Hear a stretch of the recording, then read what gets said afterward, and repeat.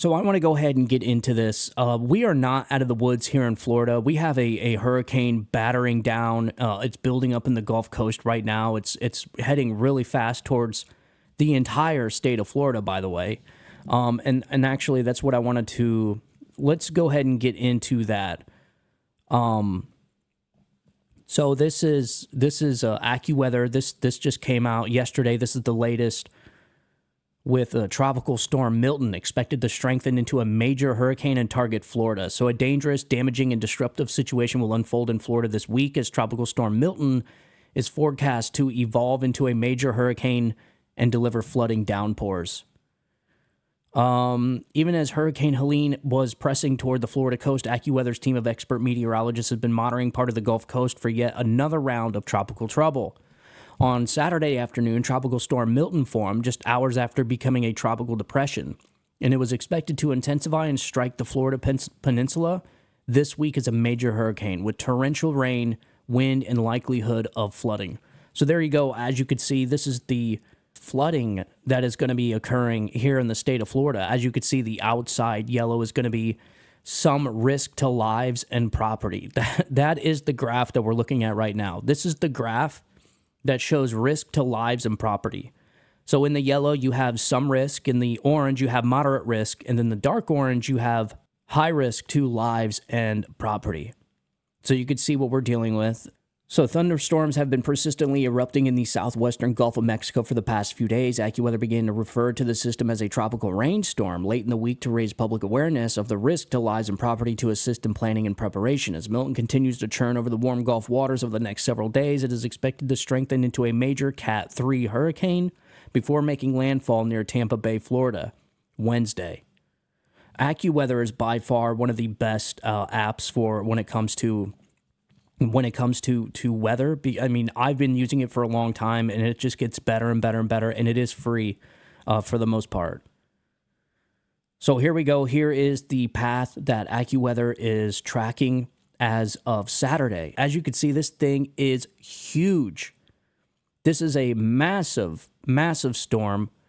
It says this is an unusual and extremely concerning forecast track for a hurricane approaching the Tampa Bay area.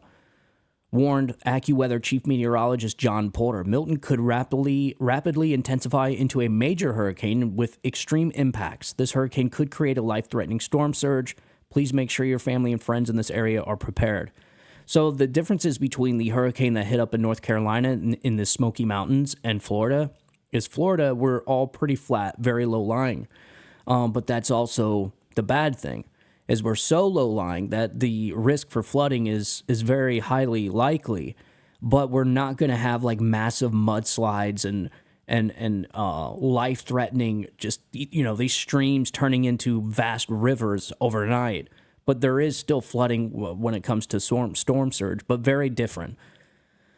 What happened in North Carolina is awful. And the mountains, the water rushing down, just knocking homes off of their foundations, that was the problem with North Carolina. And just bringing all that mud and debris and just burying people, man.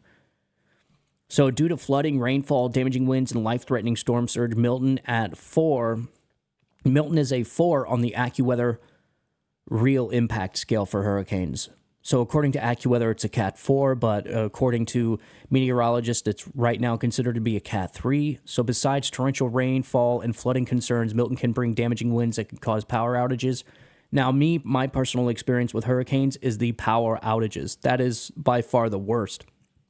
Flooding is bad. The Army Corps of Engineers have done a pretty good job over the decades to make sure that they build.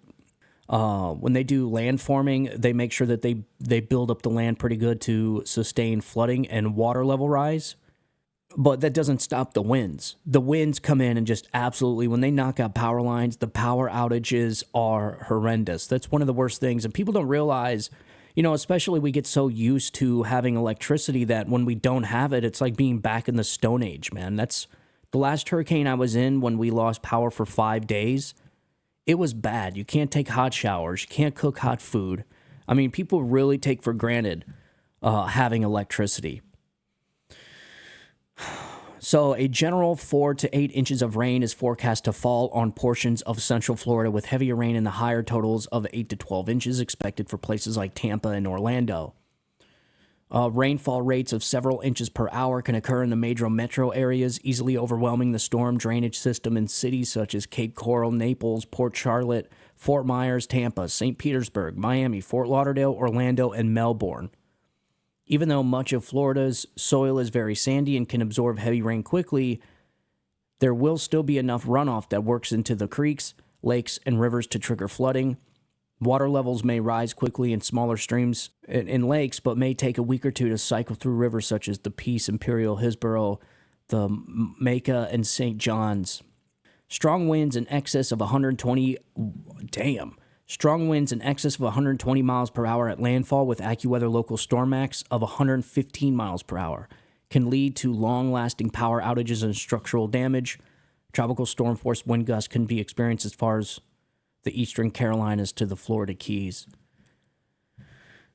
Strong winds can help drive storm surge flooding along the coast, especially in the Tampa Bay area, where up to 15 feet of water on top of normal tides can cause life-threatening flooding and destruction at the coast. Yes. This feature will take an east-northeast track across the southern Gulf of Mexico, where waters are sufficiently warm in the 80s and wind shear and disruptive breezes are low. The stronger Milton becomes before landfall, the greater the impact from strong winds and storm surge. Regardless of strength, there can be locally severe thunderstorms capable of producing tornadoes and waterspouts. So look at this. The entire state of Florida is in this thing, man.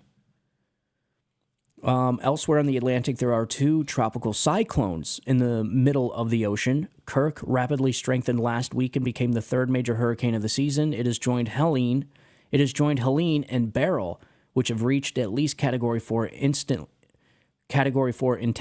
Leslie strengthened to hurricane status last Friday, but is expected to slow loose wind intensity throughout the week.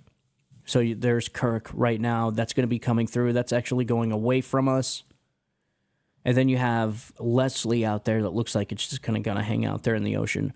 You know, the size of the oceans always amazes me, man. We think like our land is so big, our country. Think about that, how long it takes you to drive from one state to the other.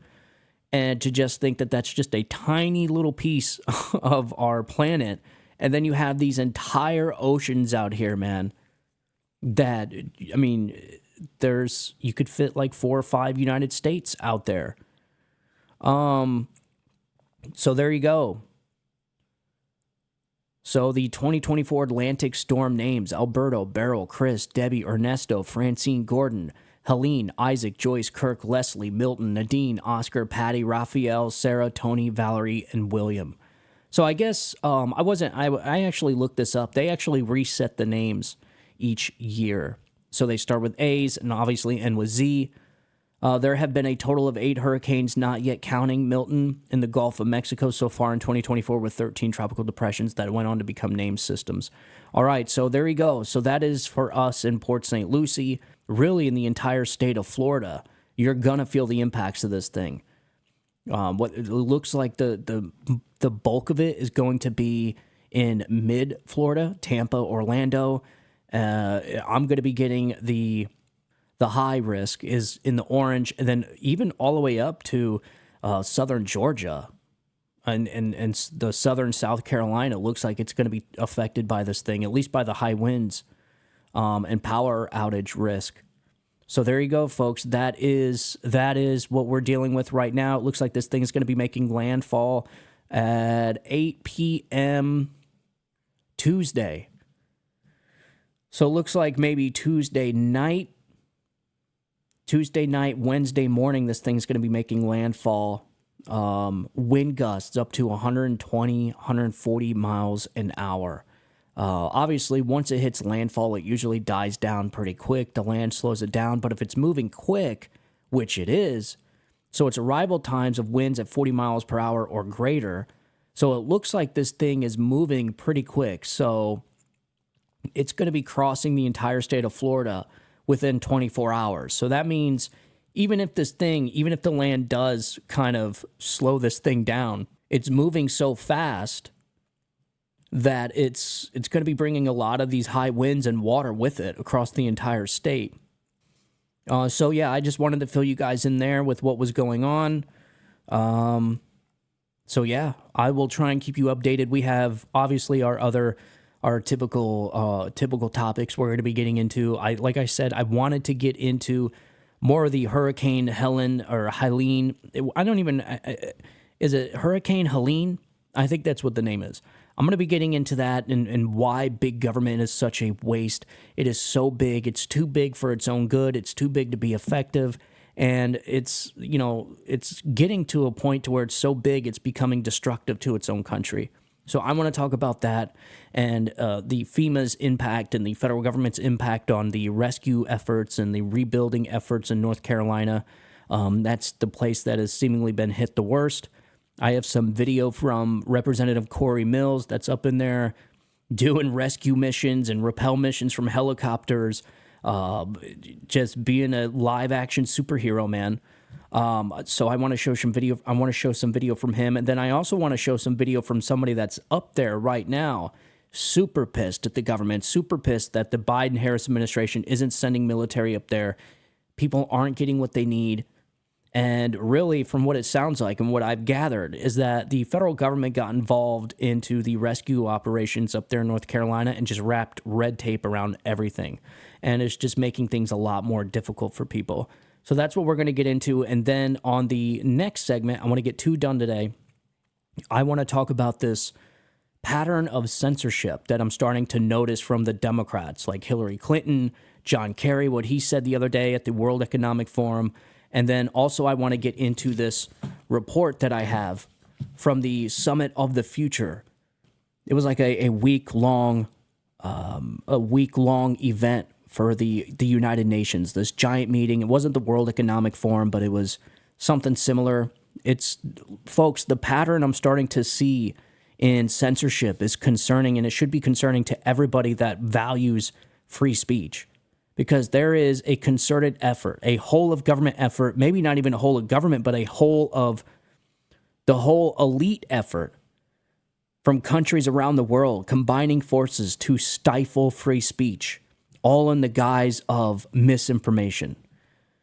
So I want to go ahead and get into that. These documents are really concerning to me, and they weren't just concerning to me, they were concerning to ChatGPT, which I uploaded the documents and had it look at it and asked what its opinion was about it and if there was any concerns. And sure enough, ChatGPT told me its biggest concern with the documents I uploaded was this pattern of stifling free speech.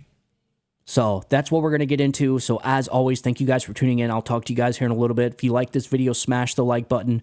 If you want to follow the show, you can follow the show on any video platform, specifically Rumble. I upload to YouTube and Rumble both. Also, if you want to follow the audio version, you can follow the audio version on Apple Podcasts, Spotify. And if you want to get a hold of me directly, get a hold of me at StephenTorrielloShow@gmail.com. Thank you guys so much for tuning in. God bless you. God bless America. And long live the Republic. You guys have a good one. Bye-bye.